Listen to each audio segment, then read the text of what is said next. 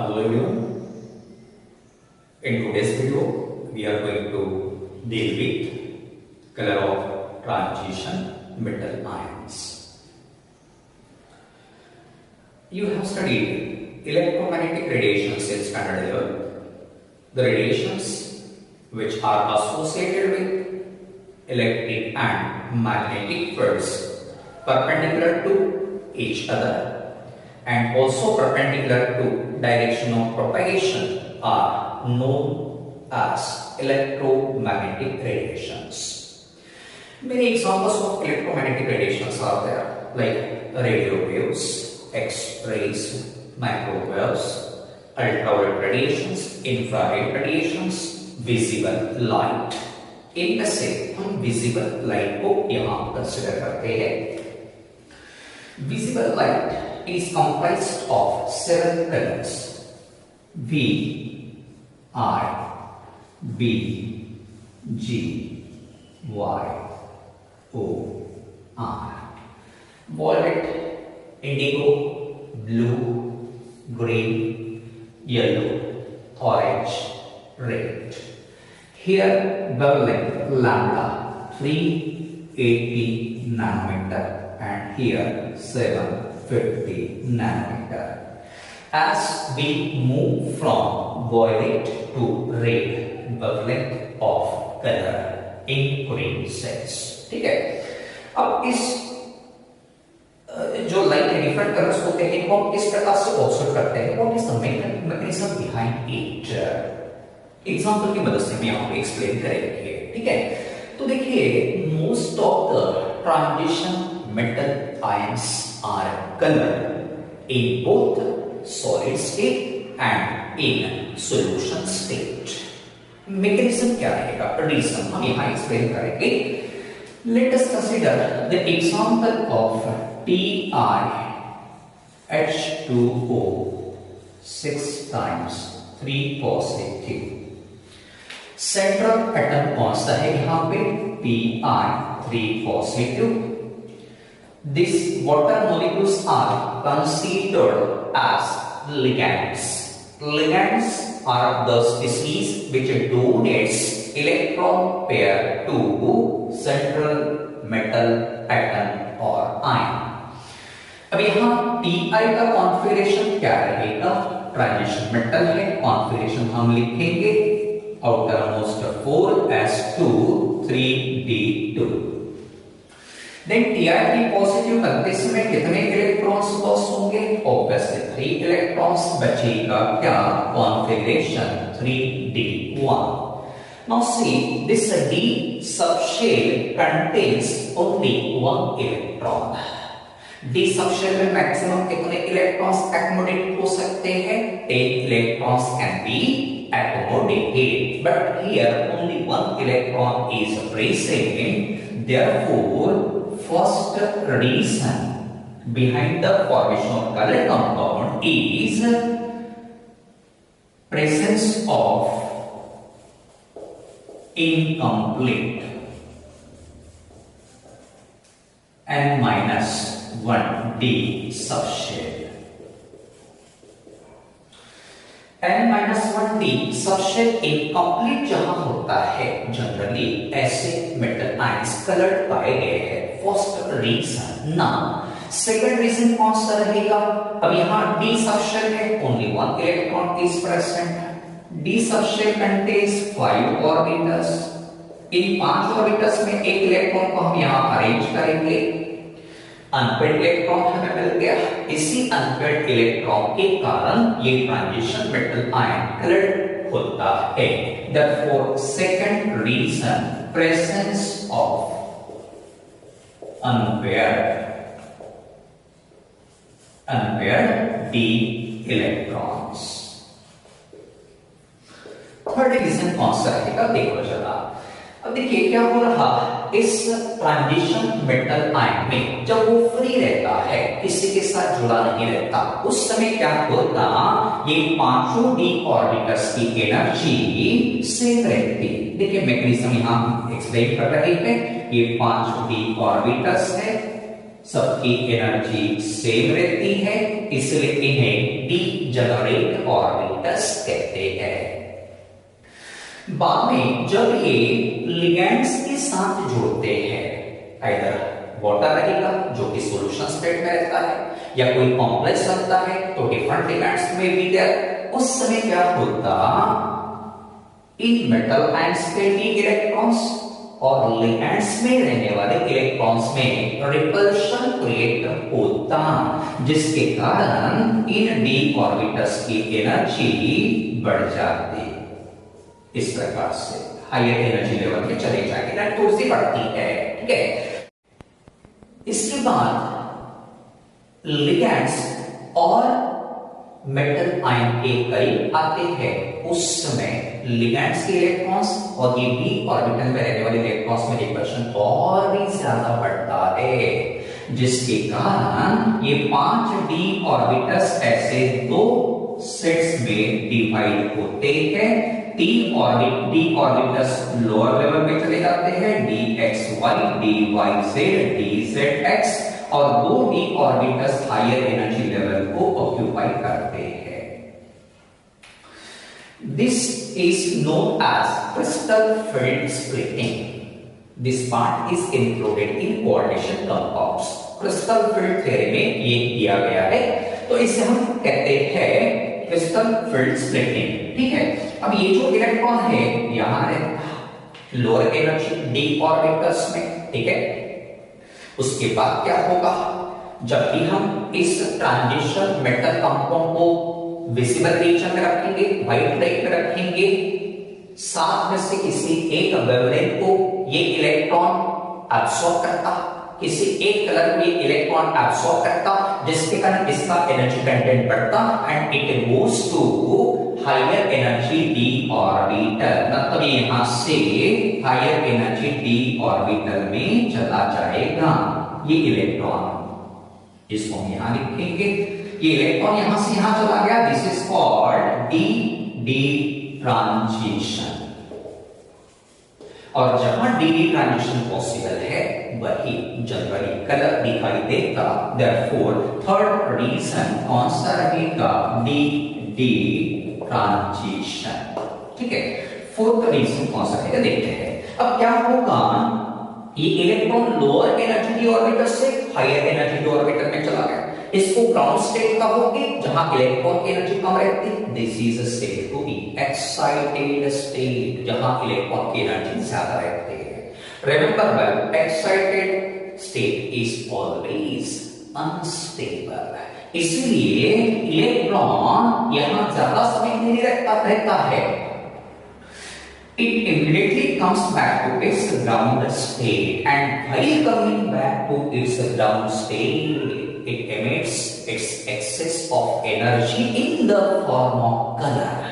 Colour की form में energy बाहर निकलती है। अब ये कलर कौन सा रहेगा, जो कलर इसने एब्सॉर्ब किया था वही कलर यहां दिखाई देगा क्या, नहीं, जो कलर एब्सॉर्ब किया था उसका कॉम्प्लीमेंट्री कलर यहां अपीयर होता है। Now what does complementary color mean? तो यहां पे हम एक व्हील बनाते हैं,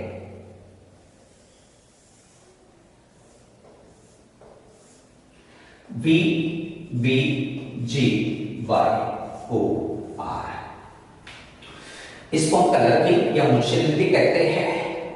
Violet and yellow, these are the complementary colors. Blue orange complementary रहेंगे, रेड ग्रीन कॉम्प्लीमेंट्री कलर्स, ठीक है। ब्लू कलर एब्सॉर्ब करेगा तो ऑरेंज कलर दिखाई देगा उस कॉम्प्लेक्स का, ऑरेंज कलर एब्सॉर्ब किया तो ब्लू कलर अपीयर होगा, वॉयलेट कलर एब्सॉर्ब किया येलो कलर अपीयर होगा, येलो एब्सॉर्ब किया वॉयलेट कलर अपीयर होगा। ये मुंशे भी आपको अच्छे से याद रखना पड़ेगा। और ये कॉम्प्लीमेंट्री कलर का मतलब क्या होता है, जब हम इनको मिक्स करेंगे तो दे मे प्रोड्यूस आइदर व्हाइट और ब्लैक कलर। तो अब इस केस में क्या होगा, कौन सा कलर यहाँ प्रोड्यूस होगा देखिए जरा। तो यहाँ कौन सा वेवलेंथ ये एब्सॉर्ब करता है, this metal ion Ti3 positive metal ion absorbs yellow green colour. कौन सा एब्सॉर्ब करेगा? Yellow green colour. तो इसका कॉम्प्लीमेंट्री कलर कौन सा रहेगा? येलो ग्रीन का कॉम्प्लीमेंट्री कलर कौन सा रहेगा? रेड वायलेट और रेड ब्लू हम कह सकते हैं, जिसको ही पर्पल कहा जाता है। ये मतलब हम यहां लिखेंगे रेड वायलेट, जिसको ही पर्पल कहा जाता है, and therefore this complex ion is appeared as purple in colour. इस प्रकार से मैग्नीशियम रहता है। तो थर्ड हो गया डी ट्रांजिशन हो गया। आगे बढ़ते हैं नेक्स्ट नंबर 4, चौथा रीजन कौन सा रहेगा? एग्जांपल हम लेंगे यहां CO NH3 वाटर लेंगे पहले, H2O 6 times 3 positive, CO NH3 6 times 3 positive. ठीक है, दोनों कॉम्प्लेक्स आयन का स्ट्रक्चर बिल्कुल सेम है, octahedral octahedral. Ligands are different, here water, here ammonia, right? This water is a weak filled ligand and ammonia is a strong filled ligand। इसका मतलब क्या होता है? तो इन डी ऑर्बिटल्स का सेपरेशन जो ज्यादा क्रिएट करेगा, प्रोड्यूस करेगा, उसे स्ट्रॉन्ग फील्ड लिगैंड कहना। डी ऑर्बिटल का सेपरेशन कम प्रोड्यूस करेगा, वीक फील्ड लिगैंड कहना। अब यहां ये जो डी ऑर्बिटल्स होते हैं, उनको सेपरेट करते समय जो भी एनर्जी लगती वो काफी कम रहती है। इलेक्ट्रॉन्स को यहां से यहां एक्साइट करने के लिए जो एनर्जी लगती है that will be very small and this energy will be available in visible region, जिसके कारण ही ये मेटल आयंस कलर दिखाई देते हैं। तो देखो जरा, वीक फील्ड लिगैंड उसे ही कहना जो इन डी ऑर्बिटल का स्प्लिटिंग काफी कम प्रोड्यूस करेगा, डी ऑर्बिटल का स्प्लिटिंग ज्यादा प्रोड्यूस करता तो स्ट्रॉन्ग फील्ड लिगैंड कहना। अब वीक फील्ड लिगैंड में क्या होगा? डेल्टा O स्मॉल रहेगा और NH3 या स्ट्रॉन्ग फील्ड लिगैंड में डेल्टा O हाई रहेगा। Delta O means crystal field stabilisation energy और splitting energy in case of octahedral complexes. इन दो डी ऑर्बिटल्स के सेट्स में जो भी एनर्जी डिफरेंस रहता that is said to be delta O। Weak field ligand के लिए डेल्टा O स्मॉल रहेगा, स्ट्रॉन्ग फील्ड लिगैंड के लिए डेल्टा O हाई रहेगा। ठीक, now what is the relation between delta O and lambda? Inversely proportional. क्या रहेगा? Inversely proportional. तो डेल्टा O इस केस में कैसे रहेगा? COH 6 times 3 पॉजिटिव में स्मॉल रहेगा, मतलब लैम्डा हाई रहेगा। तो ये जो स्पीसीज है it absorbs the colour of high wavelength. अब हाई वेवलेंथ वाला कलर कौन सा होता है? तो जनरली ये ऑरेंज कलर एब्सॉर्ब करेगा। कौन सा कलर एब्सॉर्ब करेगा? Orange colour. यहां लिखता हूं मैं एब्सॉर्ब्ड कलर। इसका कौन सा रहेगा? ऑरेंज कलर एब्सॉर्ब करेगा। तो कलर ऑफ कॉम्प्लेक्स कौन सा रहेगा? ऑरेंज कलर एब्सॉर्ब किया तो कलर कौन सा रहेगा? ब्लू। इसलिए हम यहां लिखेंगे, देखिए ऑरेंज का कॉम्प्लीमेंट्री कलर कौन सा होता है? ब्लू रहेगा, मतलब यहां दिखाई जो देता है वो green blue, green blue colour दिखाई देगा। उसके बाद ये इस केस में डेल्टा O का वैल्यू कैसे रहेगा? हाई रहेगा। ठीक है, डेल्टा O का वैल्यू हाई है मतलब लैम्डा कैसे रहेगा? लो रहेगा। Means this complex ion will absorb the colour of the low wavelength. अब लो वेवलेंथ कहां पे होती है? इस रीजन में। तो जनरली ये जो एब्सॉर्ब करेगा ग्रीन ब्लू कलर एब्सॉर्ब करेगा और ग्रीन ब्लू का कॉम्प्लीमेंट्री कलर कौन सा रहेगा? ऑरेंज कलर इस कॉम्प्लेक्स आयन का दिखाई देगा। इसलिए फोर्थ रीजन कौन सा रहेगा? Nature of ligand whether weak field or strong field। Next reason, अब यहां एग्जांपल देखते हैं, देखिए जरा। कोबाल्ट क्लोराइड को पानी में डिसॉल्व करेंगे, COH2O 6 टाइम्स 2 पॉजिटिव आयन बनेगा, ठीक है। कोबाल्ट क्लोराइड को HCl के साथ ट्रीट करेंगे, will get COCl4 2 negative. Here central metal ion is surrounded by 6 ligands, therefore इसका शेप octahedral रहेगा। Here central metal ion is surrounded by 4 ligands, 4 से नेगेटिव, therefore इसका ज्योमेट्री टेट्राहेड्रल रहेगा। इसका कलर पता चला पिंक एंड इसका कलर पता चला ब्लू। जैसे ही ज्योमेट्री बदल गई, colour also changed, therefore fifth reason, geometry of complex ion. Sixth reason कौन सा रहेगा?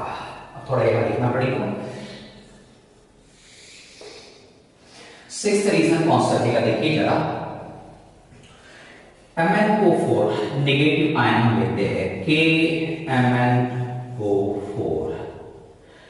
इसमें Mn का ऑक्सीडेशन स्टेट +7, जिसका कॉन्फ़िगरेशन 3d10 रहता है, सॉरी 3d0 रहता है। Now remember well the species in which d subshell does not have any electron is found to be colorless। जहां डी सबशेल में एक भी इलेक्ट्रॉन नहीं रहेगा, वो स्पीसीज जनरली कलरलेस पाई गई है, क्योंकि वहां डी की ट्रांजिशन पॉसिबल नहीं है। Remember well the species in which there is no D electron is found to be colorless, but now few exceptions are here। पहला एक्सेप्शन KMnO4, यहां एक भी इलेक्ट्रॉन नहीं है d ऑर्बिटल में। even after that this compound has intense purple color, dark purple color रहता है। what is the reason behind this? तो देखो जरा what will happen here। तो यहां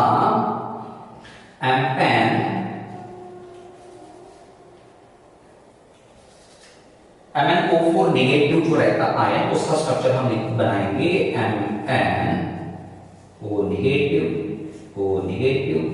double bond O double bond O। अब थोड़ा जगह की कमी देख लीजिएगा, यहाँ पे MnO4 नेगेटिव का स्ट्रक्चर इस प्रकार से रहता है, सॉरी ओनली वन नेगेटिव, ठीक है।